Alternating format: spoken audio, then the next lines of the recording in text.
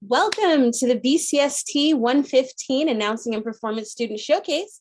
I'm Mo, your first host, and I'm very pleased you could join us today. All semester long, our creative CCSF students have been working hard to build their skills, and today we're bringing you the best of the best. It's my pleasure to turn you over to the wonderful Matt Burtonthal with our news segment. Matt? Thank you, Mo. In this next segment, we'll hear a collection of our students delivering the news. These segments were recorded live and in person in the CCSF studios. For some of these students, it was their first time setting foot on campus due to the COVID-19 pandemic. These sessions were highly collaborative as everyone pitched in to operate the camera, teleprompter, as well as the sound. We also provided each other feedback after each take as well as encouragement. Listen now as the students deliver the sometimes serious, sometimes hilarious news of the day.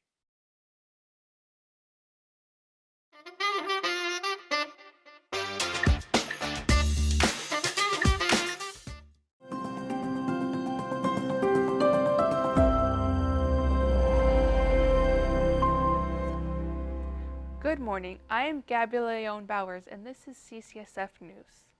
A Michigan's family black cat turned out to be good luck. The cat started making a racket and woke sleeping family members to a fire in the garage. According to fire officials in Ellendale, Diane Busher was awakened to hear the family's cat howling and screeching. The cat was in the smoke-filled garage. Busher grabbed the feline and got the rest of the family of 5 out to safety. Firefighters are investigating the cause. Don't offer Vicki Armstrong a penny for her thoughts. She's already got 55,000 of them. Armstrong says she'll soon take her $550 worth of pennies to Shreveport, Louisiana. She's been saving her pennies for 19 years and she said it symbolizes her frugal ways. She stashed the coins in vases, bowls, and shoeboxes. Armstrong is getting ready to retire from a hospital where she's a maternity technician. College basketball coach Ron Hunter better watch where he steps tonight. He'll be on the hard wood in bare feet. Hunter is the coach of Indiana University, Purdue, and University of Indianapolis. He says he'll be barefoot for tonight's game against Oakland University to raise awareness about shoelessness children in Africa. He's working with a charitable organization called Samaritan's Feet and hopes to send 40,000 pairs of shoes to Africa. Hunter says he got a first-hand look at the problem during a recruiting trip to Nigeria 4 years ago.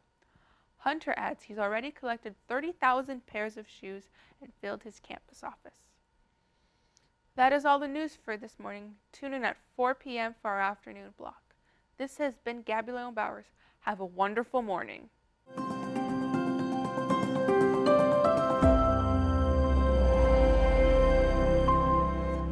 Good morning. I am Jessica Ye for CNN Morning News. Yesterday's stunning comeback on Wall Street has heartened investors somewhat in Asia today, but there are still lingering concerns about the health of the U.S. economy. A bellwether Hong Kong index lost value today after a seesaw ride, but stocks finished up high in Japan, South Korea, Australia, and the Philippines. In roller coaster trading Wednesday, the Dow Jones Industrial Average slipped as much as 323 points before skyrocketing to close up nearly 300 points for the day. The single-day turnaround is the Dow's largest in more than 5 years. The American stock market bounce came a day after a major interest rate cut by the U.S. Central Bank in an effort to boost the economy. Now in legal news, jurors in Dayton, Ohio are to hear closing arguments Monday in the trial of a woman accused of killing her baby in a microwave oven. The defense called 16 witnesses, but not defendant China Arnold, before resting yesterday. Judge John Kessler dismissed the jury for the weekend. 27-year-old Arnold has pleaded not guilty to aggravated murder in the death of 3-week-old Paris Talley in August 2005. She faces a possible death sentence if convicted. The final 2 witnesses were inmates who were in the Montgomery County Jail at the same time as Arnold. They refuted testimony by prosecution witnesses who'd said they'd heard Arnold tell another inmate that she didn't mean to kill her baby. In federal legal news, a federal prosecutor says a former executive of a failed healthcare company misled investors and covered up hundreds of millions of dollars in misdirected payments. Assistant U.S. Attorney Douglas Squires is telling jurors that the 2 former owners and 3 senior executives of National Century Financial Enterprises on trial told investors one thing and did something different. The government says the defendants took part in a nearly $2 billion fraud of investors that helped bring down the company based in suburban Dublin. But one defense attorney says National Century's only goal was to help doctors' offices and hospitals stay open. In state news, Pittsburgh is offering money to bring a Paris-like atmosphere to its downtown streets. Using a $1 million grant from the nonprofit Colcom Foundation, the city will match funds spent by business owners who make improvements that add vibrancy to the area. The improvements could be anything from installing glass facades and outdoor seatings to putting awnings or flower displays outside. There will also be $3.5 million available to business owners who turn unused or underused upper floors into apartments.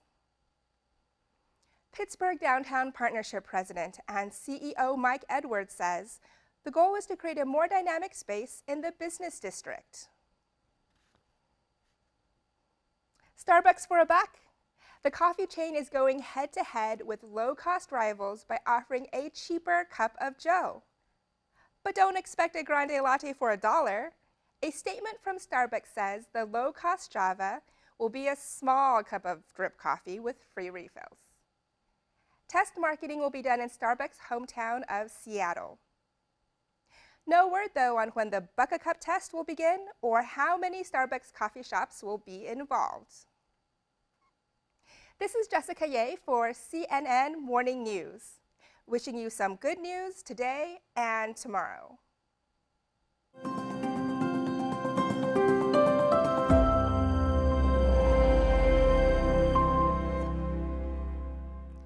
Hello, I'm Faith Peterson-Bailey, and this is CCSF News. Nuclear experts in Japan say there was a nuclear plant even closer to the epicenter of last year's devastating earthquake that survived largely undamaged, while Fukushima suffered multiple nuclear meltdowns. A team from the UN's nuclear watchdog says the Onagawa plant in northern Japan was well prepared with greater safety margins. A Sikh temple in Oak Creek, Wisconsin, pays its respects this morning to the 6 worshippers who were gunned down and killed last Sunday by a white supremacist. Attorney General Eric Holder and Wisconsin Governor Scott Walker also plans to be there. 40-year-old Wade Michael Page killed the 6 worshippers and then was killed by police. Dole Foods has won a victory in a suit bought by nearly 3,000 Filipino workers claiming injury from pesticide exposure. A Los Angeles Superior Court judge has dismissed the case. The Ventura County Star reports the plaintiffs said they were exposed at the banana plantations more than 30 years ago. This has been the CCSF News. I'm Faith Peterson-Bailey, and have a good evening.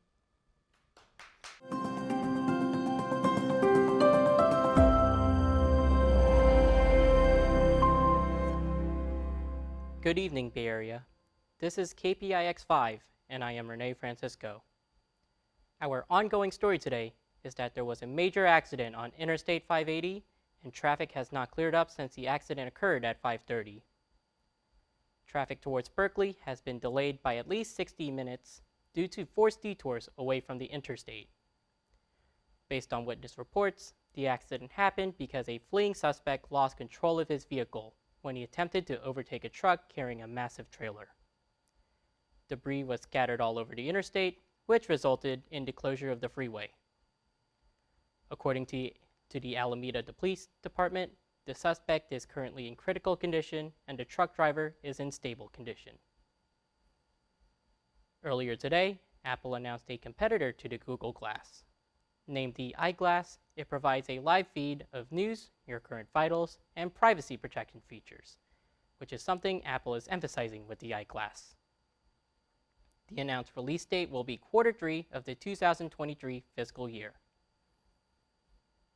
The NCAA announced its tournament seedings earlier today, and the University of San Francisco has successfully made the field of 68. They are one of 3 West Coast Conference teams to be part of the tournament, with the most prominent team being Gonzaga. Led by guards Jamari Bouye, Khalil Shabazz, and the transfer from San Diego, big man Masalski, the Don's defense and Bouye's efficient scoring has been a major factor to their 24-9 record. They have been seeded 10th by the committee and will be facing 7th-seeded Murray State this Thursday. A Florida man is on the news again today, but not for the reason you think. While he is best known by people online for his crazy antics, today he is up to something new. He used his time as a speaker today in the San Francisco Public Library to talk about life in jail, how his decisions led him there, and how he's using his newfound fame to live a better life. Currently, he is a public representative for the Miami Zoo, a job he got after spending community service at the zoo for stealing a goat from the petting zoo. This is KPIX5. I am Renee Francisco, and we will be back right after the break.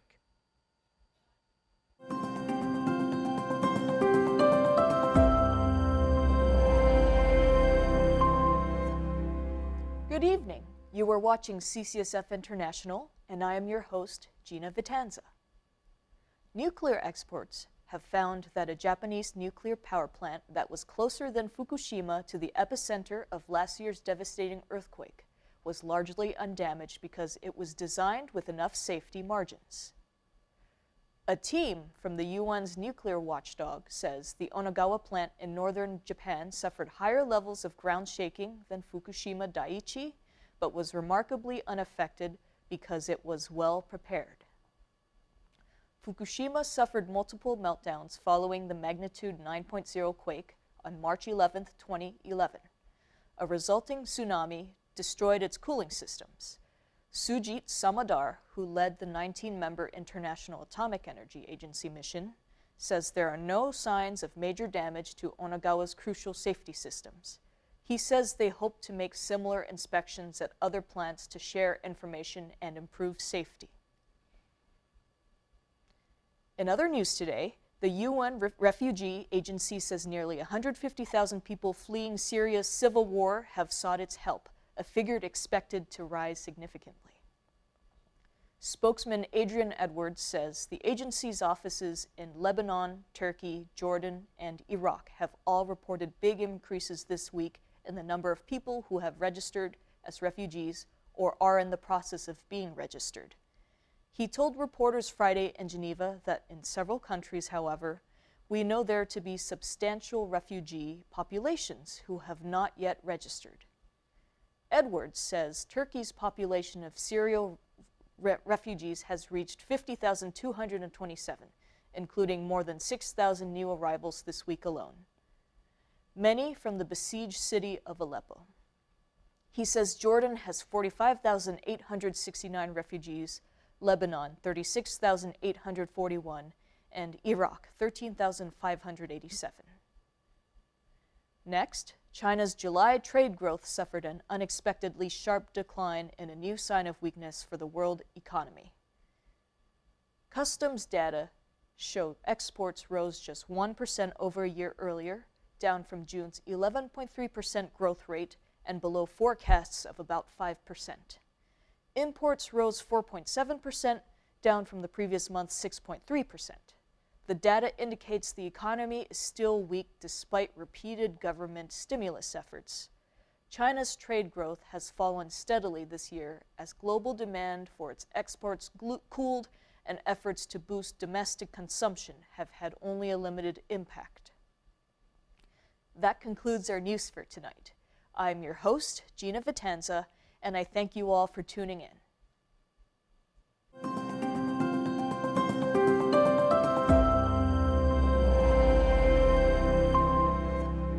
Good evening. I'm Jeff Ertl, and this is Sports News. For the second straight year, Ohio State University alumni and students didn't snap up all the available regular season football tickets. The Columbus Dispatch reports that, compared to last year, more than 5,200 fewer alumni and nearly 2,300 fewer students applied to buy single-game tickets. Alumni Association Representative John Smith blamed the pandemic, predicting a major turnaround for next season. In NFL news, Washington's rookie quarterback Robert Griffin III capped his much-anticipated NFL preseason debut with a touchdown in a 7-6 win over Buffalo. In his third and final series of the game, Griffin sparked the offense by completing 3 passes for 58 yards, including a 20-yard touchdown to Pierre Garçon. Overall, Griffin completed 4 of 6 for 70 yards, giving Washington its first preseason victory. Earlier today, a golden moment for American women's soccer. Behind the scoring of Carly Lloyd, the American women beat Japan 2-1 in the gold medal match at the London Olympic Games. Lloyd struck twice, scoring once within the first 8 minutes and again in the 54th minute. The result was especially gratifying because Japan beat the U.S. on penalty kicks in the World Cup final last year. Today's gold is the 3rd straight for U.S. women's soccer, making it the most successful program since the sport was introduced at the 1996 Atlanta Games. That's the end of our report, but before we go, here's something from the Clueless Criminal File. It took dedicated police work to catch a burglary suspect who broke into a closed Dayton police substation and then ate an officer's chicken dinner. But they solved the case without a lot of legwork. Detectives didn't need to lift fingerprints or get DNA from the leftovers. All they had to do was check the ID cards that the suspect left behind. That's right. When officers arrived for their morning shift last week, they found a broken window, the remains of a takeout dinner, and a wallet, which contained the suspect's ID and address. Police have now taken 29-year-old Valentine Cisco into custody and charged her with burglary. I guess it's bon appetit and bon voyage. That's all for Action News at 11. Join us tomorrow at 6 a.m. for our morning wake-up call. Until then, this is Jeff Ertl wishing you a good night.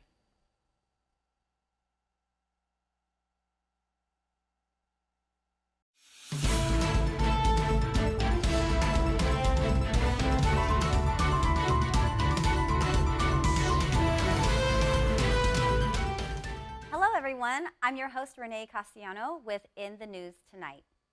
Last week in Austin, Texas, more than 27,000 mail ballots in Texas were flagged for rejection in the first test of new voting restrictions enacted across the U.S., jeopardizing votes cast by Democrats and Republicans alike, and in counties big and small, according to the analysis by the Associated Press.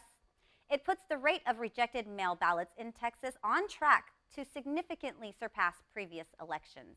The preliminary figures reported by Texas counties after votes were counted in the state's March 1 primary is the fullest picture to date of how new election rules rushed into place by Republicans following the 2020 election made it harder for thousands of voters in both parties. Some will wind up not having their ballots count at all. At least 17 other states will also vote this year under new voting laws. More recently in the news and in the image you see here, San Francisco District Attorney Chesa Boudin holds a report during a news conference in San Francisco on Tuesday, February 15th. The woman whose DNA from a sexual assault case was used by San Francisco police to arrest her in an unrelated property crime plans to sue the city. Attorney Adante Pointer said Thursday, March 10th, he filed notice of a possible federal lawsuit on the woman's behalf. Boudin said in February that the woman was identified based on DNA collected from her in a 2016 domestic violence and sexual assault case. In media around the world, New Zealand has been noting the rapid changes taking place in how people consume news and entertainment. New Zealand's government on Thursday said it would merge its public television and radio broadcasters into a single new organization it hopes will be better placed to reach younger audiences. The merger represents a major shakeup to the nation's media landscape, potentially affecting about 1,000 employees across TVNZ and RNZ. The two broadcasters have been dominant players for decades, often setting the news agenda and providing shared cultural moments. The new organization is likely to have an increased focus on growth areas like on-demand video, online news, and podcasts. It will run under a legal charter requiring it to provide trustworthy news as a core service. In fashion, Chanel took guests on a journey of discovery inside the Grand Palais Éphémère to the landscapes and colors of the Scottish countryside. On the final day of the Paris Fashion Week, the runway saw an ode to tweed, an exploration of the history and allure of the fabric, now synonymous with the Parisian stalwart. Gleaming styles evoke the colors of the actual river Tweed that flows east across the border region in Scotland and northern England, a river that gave the storied fabric its name and inspired house founder Gabrielle Coco Chanel.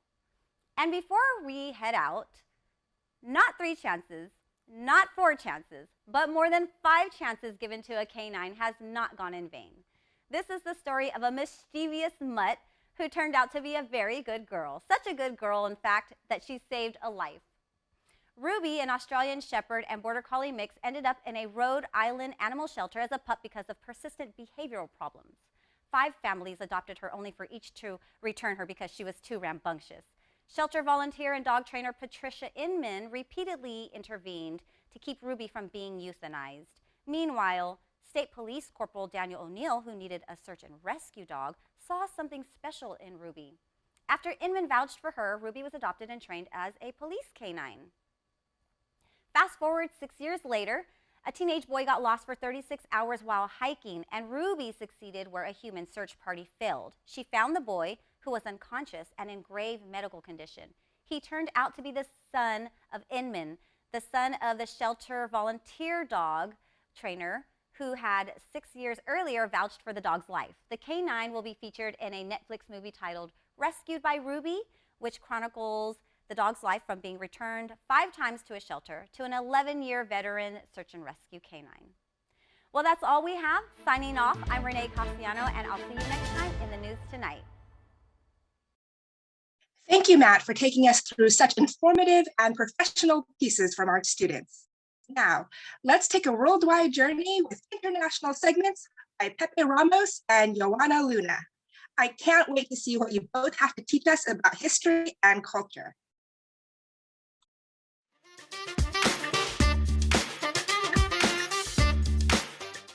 We are at the Frida Kahlo Garden. What is this?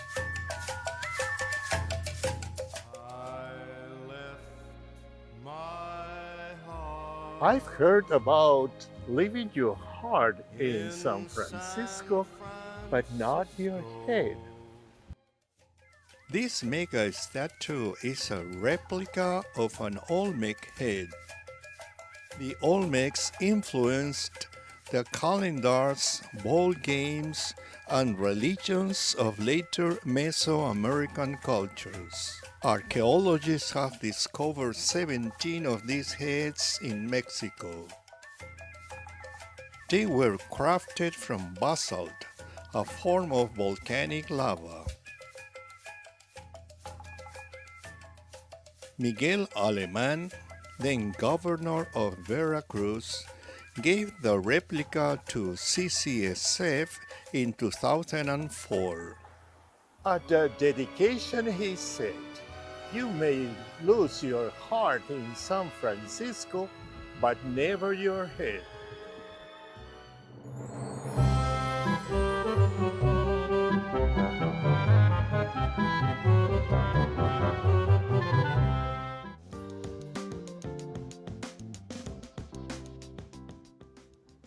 Good evening and welcome to In Conversation by CCSF. I'm your host Joanna Choa, and I'm so happy that you're here with us in this, our first episode. Today, we're gonna talk about traveling. And as we all know, traveling is a great way to expand our horizons, get out of our comfort zone and daily routine. And someone that knows this very well is our guest today. Taryn Johnston is gonna talk about her experience of traveling. Welcome, Taryn! Hi! It so is. nice to be here. Thank you so much. We're so happy to have you. Thank you for being here. And just to give space in your time to talk to us about all your experience traveling. Yeah, I'm happy to. All right, Perfect. First, I would like to ask you how your interest in traveling started. So when I was growing up, my grandparents actually would send me postcards from all over the world from where they were traveling. They were always world travelers because they were professors at their university. So every few months, they would send me a new postcard from a new country that they were visiting. Wow. And so, yeah, I was always really in awe of that. And when I was 16 years old, they took me on my first international trip to Barcelona and Venice. And it was really a magical experience for me because it was just like entering a whole new culture and different countries, and I really enjoyed it.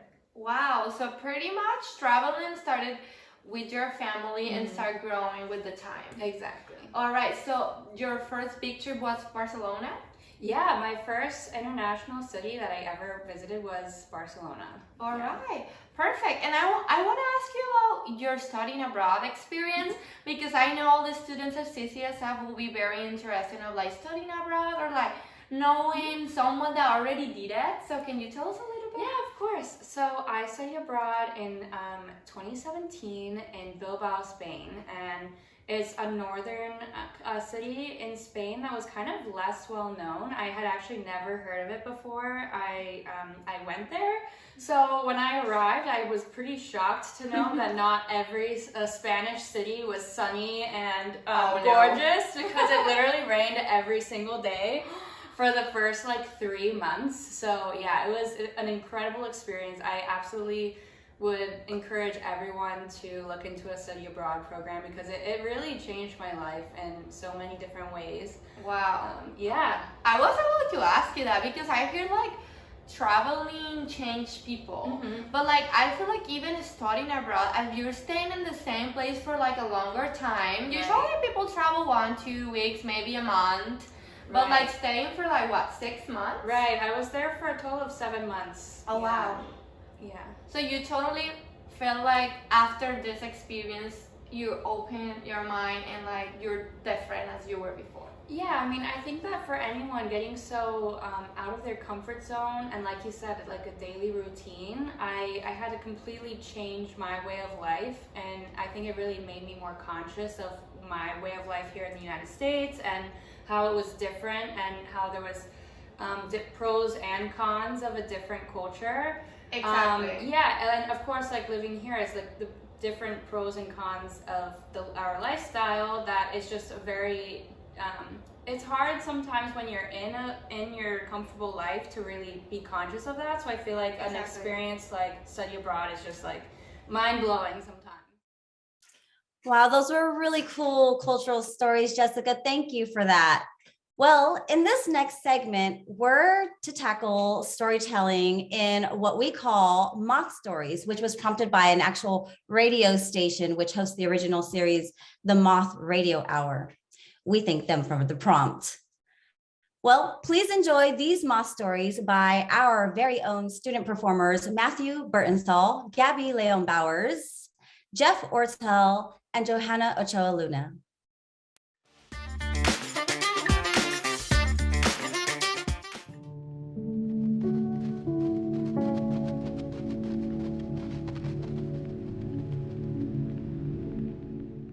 So I always thought of myself as the type of person who would get a tattoo, but eventually. I like the sense of commitment and confidence that a tattoo displays. I also like the ability of a tattoo to tell the world you're making a fearless statement about who you are and what you stand for. The biggest problem I had was that I had absolutely no clue what design I would want permanently on my body. So many standard designs seemed trite or impersonal. When I thought about it honestly, I was so afraid to commit. There are many important things in my life, but I would never get them drawn on my body. I would love to get my wife done as a pinup model, but she would never let that happen. Maybe a portrait of my young kids would be good, but they're growing up too fast, and tattoos of children always look a little creepy if we're going to be honest. So I was stunned. As I found myself at home during the early phases of the pandemic, I was staring more and more at the art that hung on my walls. There were several etchings that were created by my great-grandfather that had always caught my eye. There was one in particular of a circus act that I loved. There were three men on bicycles in a pyramid formation, high up on a tightrope. They're on top of each other, and then there's a fourth man perched atop the pyramid of bicyclists, even higher up in the air. The etching was titled Balance. As far as I know, it's the only etching that my great-grandfather did of people rather than architecture. So I asked my mom about great-grandfather Sam. Who was he? Why did he decide to do this etching? My mom described my great-grandfather as a man who had been through many hardships, but had come out triumphant on the other end. He had survived the pandemic of 1918. He had been through the Great Depression, and he had also witnessed two of his children die shortly after childbirth. My mom, though, also described him as exceptionally jovial and kind. He was also very calm and even-keeled. And these were traits that I saw that he had passed down to my grandmother. He obviously had a love for creating art, but he also, what I didn't know is that he had exhibited them at competitions and actually sold them commercially. My mom sent me a few pictures of him, and in them, he stood confident yet relaxed at his etching press, but he was clearly very proud of his press and his tools and his craft. So I was very inspired by Sam's story. He'd been through a lot, but he had kept his creative spirit alive. And rather than let the weight of the world weigh him down, I had decided that Sam had wanted to press forward and pass down a message of balance to future generations. This message really resonated with me. The pandemic had thrown me and my whole life for a loop. My wife and I had our second child at the beginning of the pandemic, and while we love our kids, the lack of childcare, as well as all the stress of the pandemic, had really worn us down. I was also falling out of love with an intense job that was ramping up. So I saw my great-grandfather Sam as reaching through the generations to tell me, go for it, find your balance. So I finally made a booking with an artist who specializes in fine line black tattoo. I decided to get the tattoo above my left knee, which was often shaky from an ACL injury that I'd sustained in my early 20s. When I went in for the morning appointment, I brought in a picture of great-grandpa Sam, and I chatted about his story with the tattoo artist, Emma. I felt like he was right there with me. When it was done, I showed off the results to my family. Now, I'm Jewish, so that usually makes tattoos taboo, but my mom and her sisters fawned over it, and they even jokingly considered maybe getting one of their own. As for me, I was proud of all the thought that I had put into my first tattoo and its design. I felt like it was specially crafted by a guiding ancestor who I related to very strongly. And every day it serves as a reminder to seek balance in my life above all else.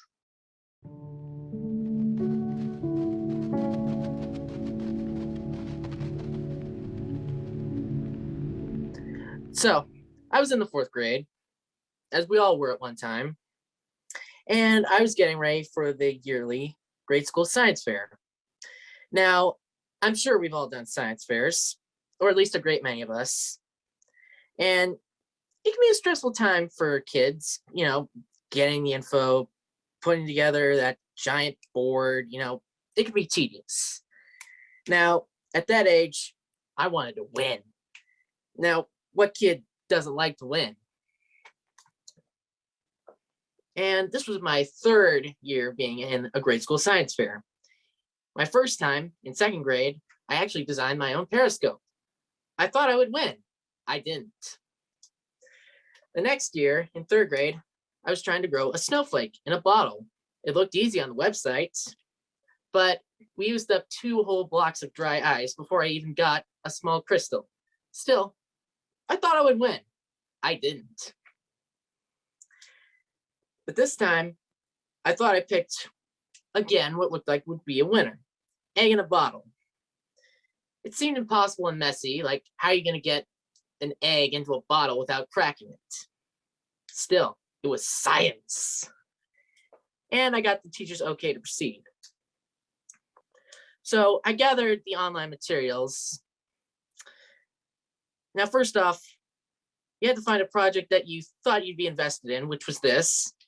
And there are thousands of those. So this was the best that I could do. And at some point during the planning process, I thought I would add another variable that was suggested in the website's description. And that would be adding in elevation.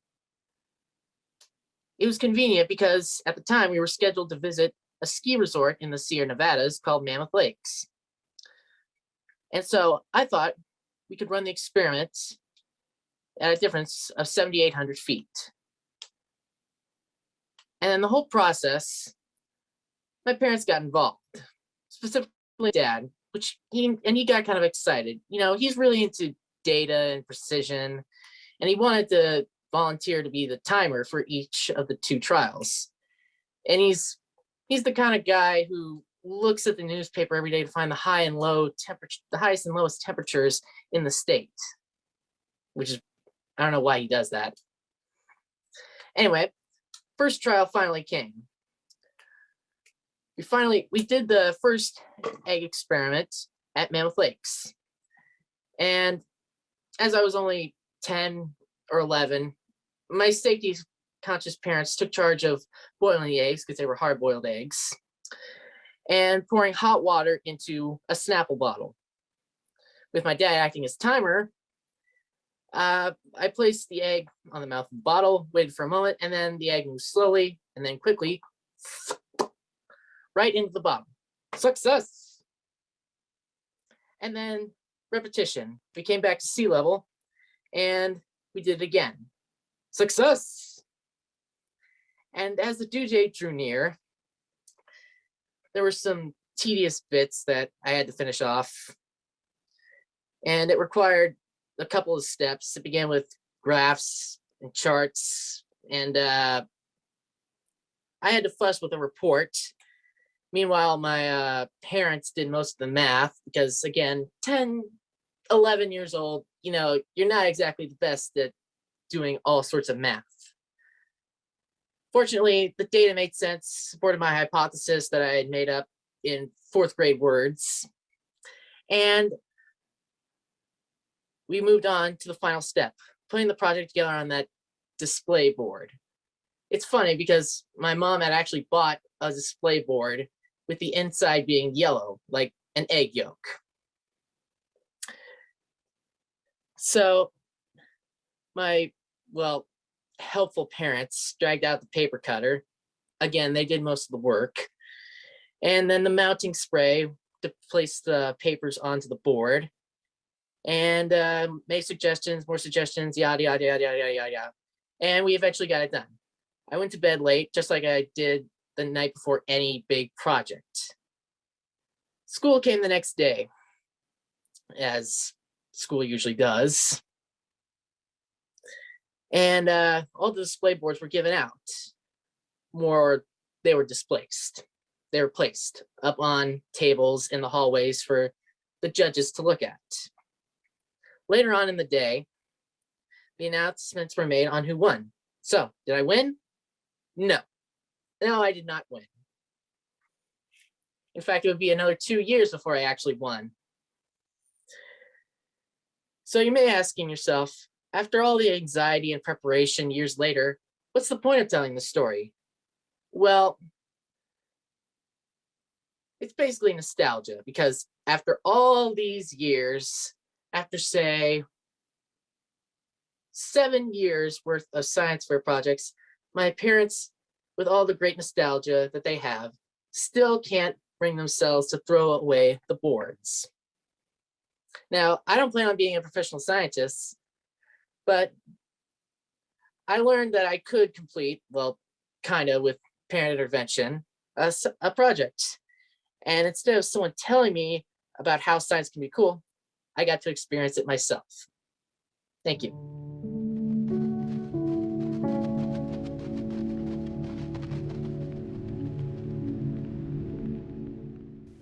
So, Let's talk about family. Everyone knows that in families there are mothers, fathers, brothers, sisters, uncles, aunts, grandpas, and grandmas. But in my family, I have something different. I have gunkles. And in order to understand what they are, I have to talk about my family a bit more. I have two wonderful grandmas on my mom's side. That that means my grandma is married to another woman. They have lived in San Francisco for many years, and I'm pretty sure it's more than 40 years that they've lived in the LGBTQ community in San Francisco. They have protested for LGBTQ rights, and they were also gay square dancers. And that's where my story begins. While my grandmas were square dancing, they met a nice couple, Ari and Barry, and became really close friends with them. Ari and Barry were around for our family holidays, events, and taking cruises with my grandmas. I've known them since the day I was born. Literally. They were at the hospital, on the fifth floor, in the delivery room, until they couldn't handle it more. Until they couldn't handle it anymore. From what I've heard, the room was really crowded with my other family members from San Francisco. I don't see them as often anymore now because they moved to farmland with cats and chickens. My next uncle is Richard Rockwell. He sadly passed away in January 2020 at the age of 90. He was so special to our family that he even had his own nickname, Tio Ricardo. He also spent family holidays, went on trips and events with our family. What makes him a gunkle to me is that he gave me my first haircut and kept cutting it until I was 7 years old. He also took me to Giants games and his favorite restaurant, Connecticut Yankee, in San Francisco. At his 80th birthday party, I was the only kid there, and I was able to greet everyone as they came in and also blow out his candles. So, what's a gunkle? If you can't already tell, they are my gay uncles. They are really close to my family, and we love them dearly. And I know gunkles are a strange word, but they mean everything to me. That's it.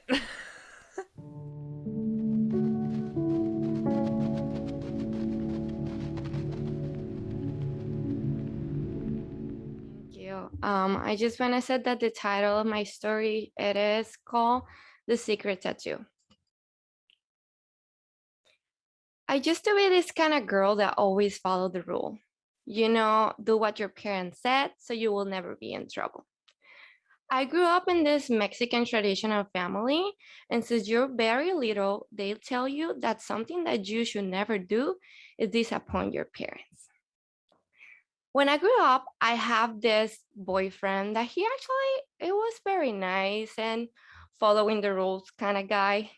But one day he decided that he wanted to get a tattoo. And for our culture, that was a big deal. Maybe for you and I right now, that's something normal, but for us, you know, stereotypes, they will think that a bad guy will have a tattoo. At the beginning, I told him, like, you know, I don't think this is a good idea. But he just got the tattoo, and then I was okay with that. But suddenly, he started this obsession with tattoos. He started getting a second one, a third one, and then he has his right arm full of tattoos, all the way to his hand. I couldn't believe it. My parents, of course, at the beginning, they didn't like it, but later on, they were okay with that. But one day I had this great idea. I actually wanted to get my very first tattoo. Of course, it was without my parents' permission. I talked with my boyfriend about it, and he actually thought it was a great idea. So he helped me to do the appointment, and I actually did my own design of my tattoo. I wanted something very special and meaningful for my very first tattoo. So the day I was there, I went into this tattoo shop with my boyfriend. I was totally nervous. And the first thing I see is the face of this guy full of tattoos. I was very impressed.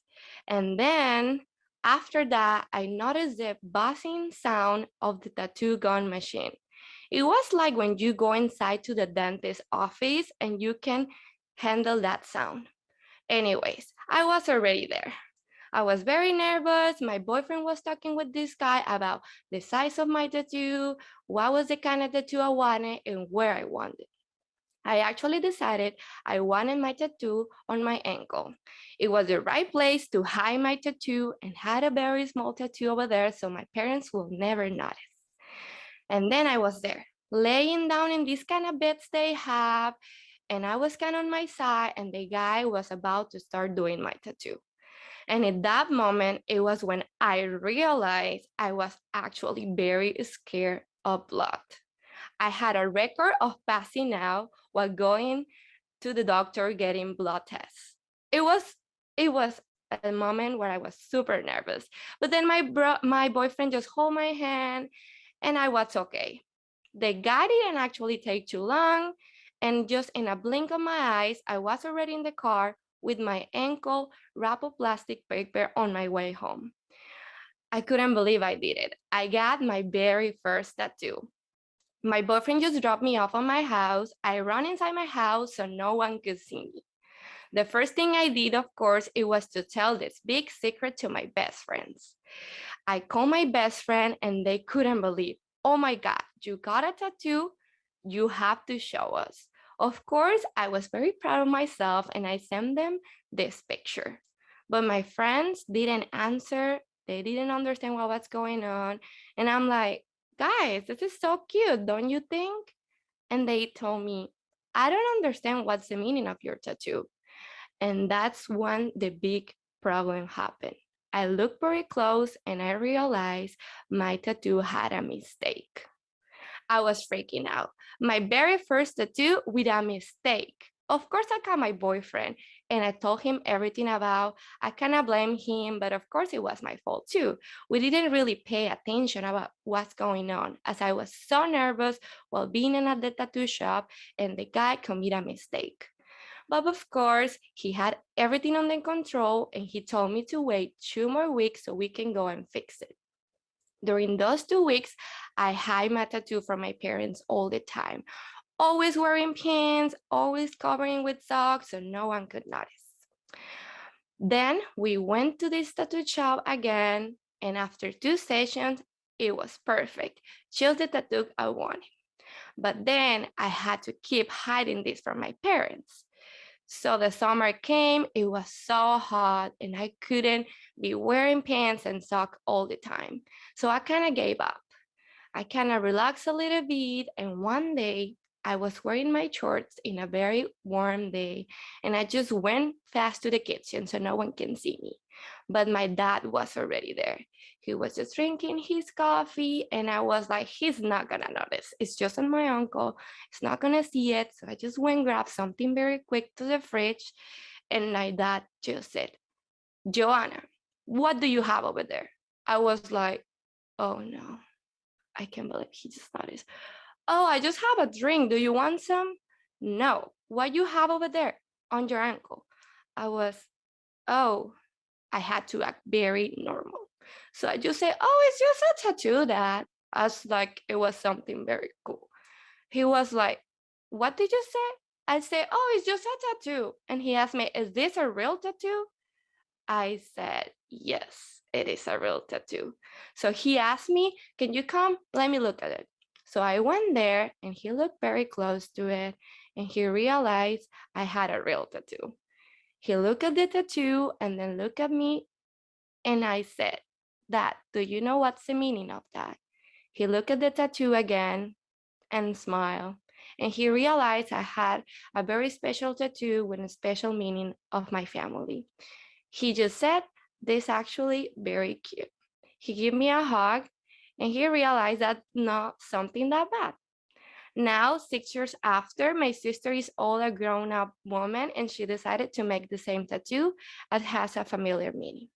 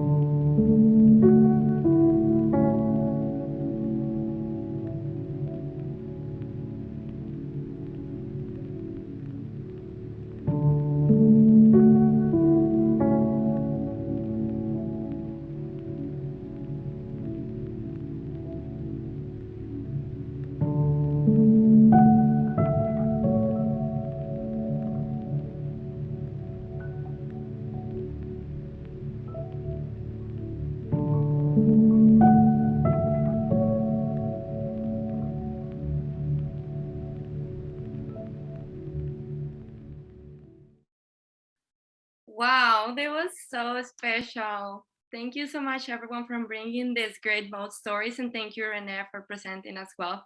I hope you enjoy mine. It was so nice to see it again and just remember that special memory. But now, let me introduce you to our next segment that is called Channel Surfing. This section will contain great but unrelated content from Renee Francisco, Mo, Jessica, Elias, and Renee Casiano. It will demonstrate the versatility of our students who have done performance for sports, children's shows, animations, and commercials. I hope you enjoy it.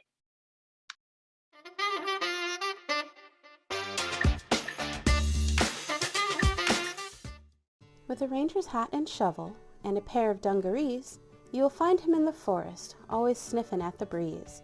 In 1952, Steve Nelson and Jack Rollins wrote the popular anthem that would launch a continuous debate about his name, but nonetheless it was a successful campaign that is still in use in our modern times. It was a beautiful day in the Capitan Mountains of New Mexico when smoke was reported to the nearest ranger station.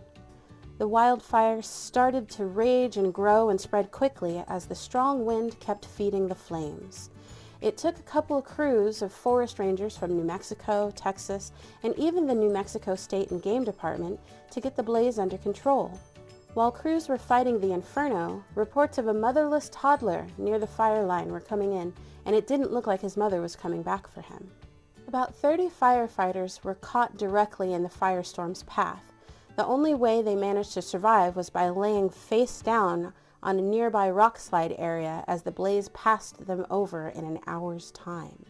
The young babe wasn't far away, but he wasn't faring as well as the firefighters. He managed to shimmy up a tree that had taken a significant amount of damage. The tree became completely charred. The youngster was badly burned on his feet and his legs. Luckily, the fire crew found him and agreed to help him in Santa Fe, where they could treat his wounds. Pretty soon, news about the brave youth spread around New Mexico almost as quickly as the wildfire had, and the United Press and Associated Press broadcasted his story across the nation, and many people were anxious to hear about his recovery.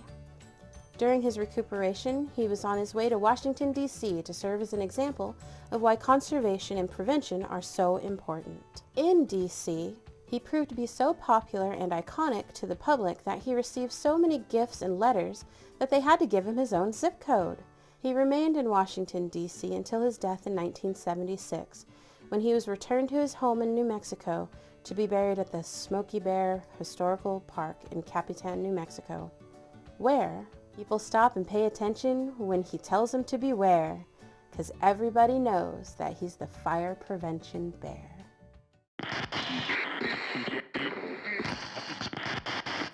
Inch by Inch, Leo Leone. One day, a hungry robin saw an inchworm, green as an emerald, sitting on a twig. He was about to gobble him up.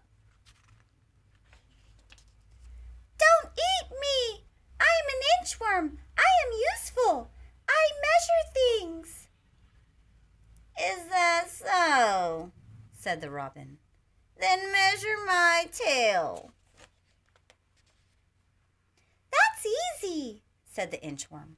1, 2, 3, 4, 5 inches. Just think, said the robin. My tail is 5 inches long. And with the inchworm, he flew to where the other birds needed to be measured. The inchworm measured the neck of the flamingo. He measured the toucan's beak, the legs of the heron, the tail of the pheasant, and the whole hummingbird.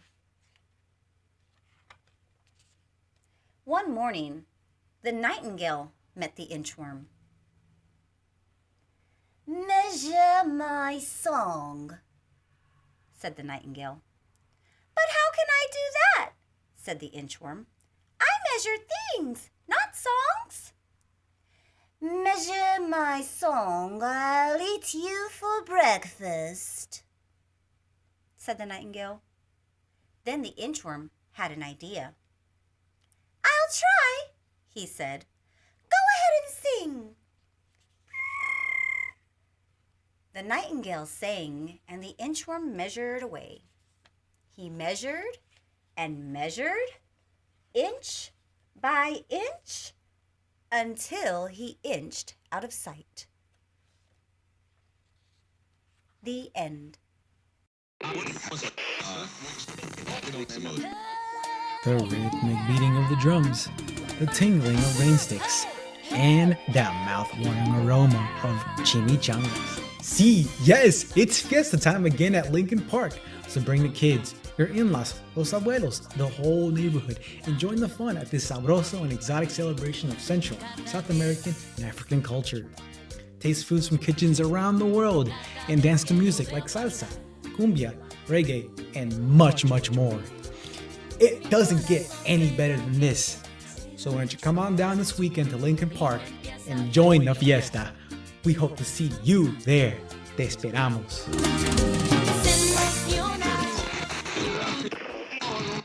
Here we are at the top of the 10th, Andrew Knapp coming in as a catcher. He will be a defensive replacement for Ben Gamble, because Ben Gamble was the pinch hitter for the previous catcher, Roberto Perez. They'll have Jorge Alfaro as the automatic runner on second base in extra innings. Alfaro was the batter who got the last out at the top of the ninth for the Padres, and now up to the plate will be the top San Diego Padres prospect, CJ Abrams. CJ Abrams in his debut season, not the best stats so far, but that is to be expected for most rookies. Seems like a lot of top prospects have somewhat struggled so far in the major leagues so far. And now the relief pitcher for the Pirates, Chris Stratton. He pitched in the top of the ninth for the Pirates, and now he's in for the top of the 10th. And here's a swing and a miss. Strike one for Chris Stratton. Not the best velocity in the major leagues, but he makes batters swing and miss. And that one was a good pitch high in the zone. CJ Abrams just swung and missed at that one. Not a good pitch to swing at. And here's the 0-1 bunt attempt, and that one was popped, but not very far. And there's an out. So Brian Hayes has a good arm, and despite CJ Abrams' speed, he is thrown out.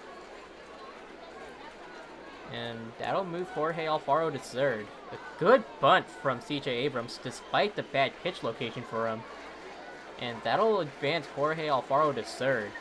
It seemed like CJ Abrams kind of wanted to bunt for a hit, get more than one person aboard, but Brian Hayes was way more than ready for it.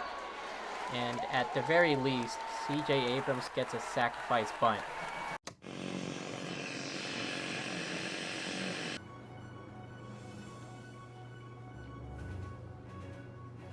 Okay, welcome back to the Delicate Spin. I'm Polly Esther Cottonblend, and today we are speaking with Dawn Burgundy. Before we went to break, we were trying to get the truth about your relationship with Myrtle Monster. Are the rumors true? I mean, we've all seen the paparazzi pictures in the magazines at the checkout stands. There's gotta be something going on between you two.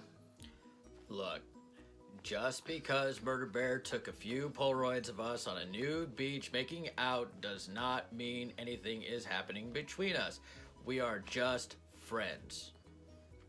Right.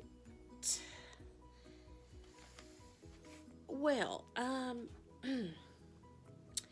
since you mentioned Murder Bear, whatever happened to them?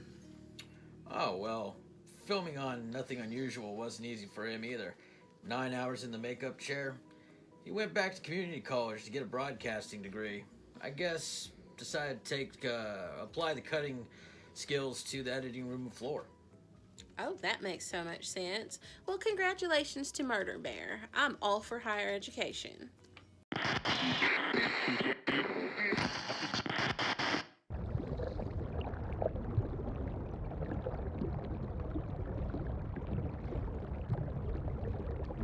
Excuse me. Ooh, little fella. Hello. Don't be rude. Say hi. His son Bingo, Nemo, was taken to, Sydney. Yes. And it's really, really important that we get there as fast as we can. So can you help us out? Come on, little fella. Come on.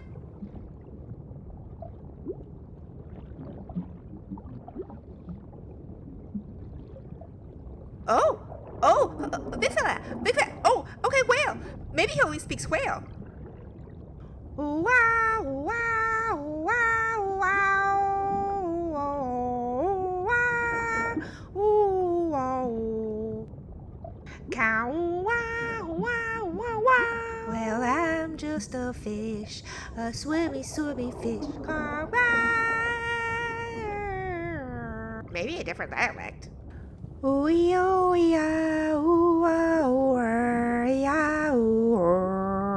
Maybe I should try humpback. Maybe a little louder, huh? Ah! Too much orca. Doesn't it sound a little orca-ish?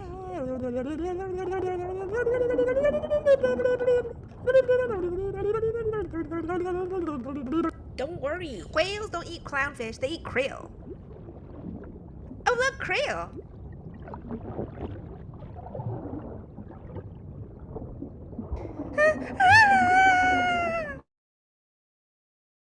Wow, the channel surfing presented not just our skills, but also our passions.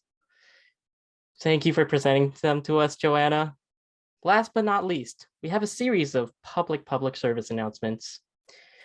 We as students know that CCSF is important to our lives, either to progress in our goals or to enrich ourselves through the education the college provides. However, the college is facing issues with keeping courses, and we think that the college has not put in the effort to provide the best service for us students, as do our presenters of these PSAs. I hope that you all pay close attention, not just to our creative process, but to understand the message we are sending to City College.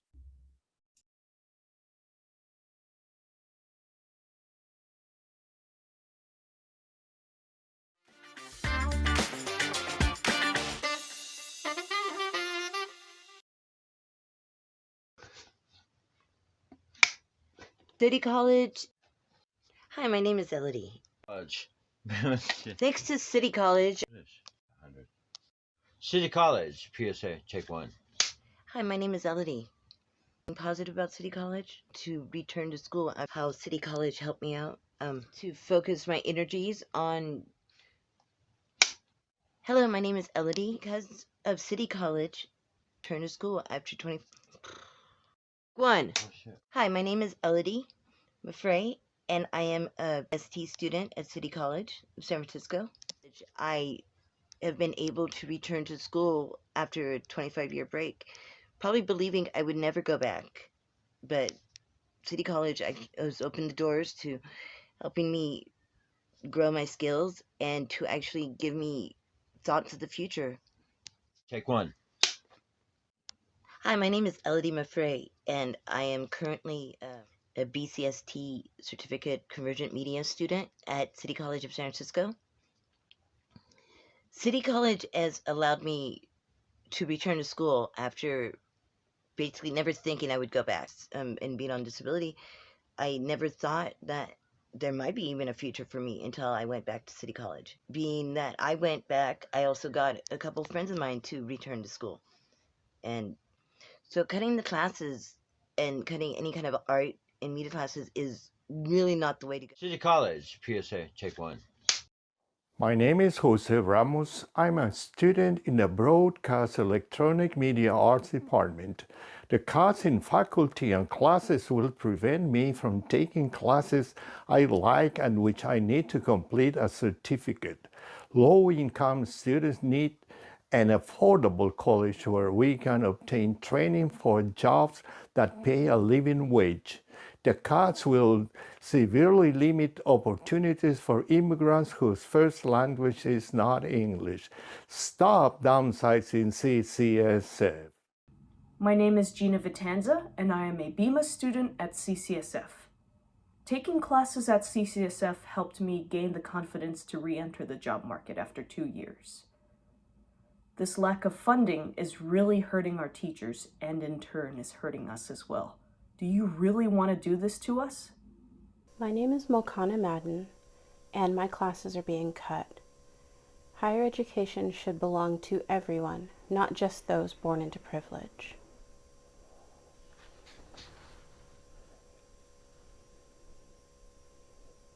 My name is Faith Peterson Bailey, and the fall cuts will prevent me from completing my degree and transferring to a four-year college. Hi, my name is Gabby, and my classes are being cut next semester. Please help us at CCSF to keep these classes by filling out petitions to save these classes.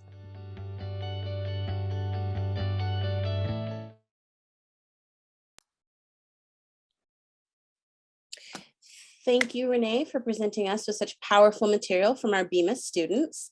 And thank you to our audience for watching our student showcase for BCST115 announcing and performance. We hope we've entertained and inspired you. Tell your friends and family to support us at CCSF to keep the magic alive. Thank you.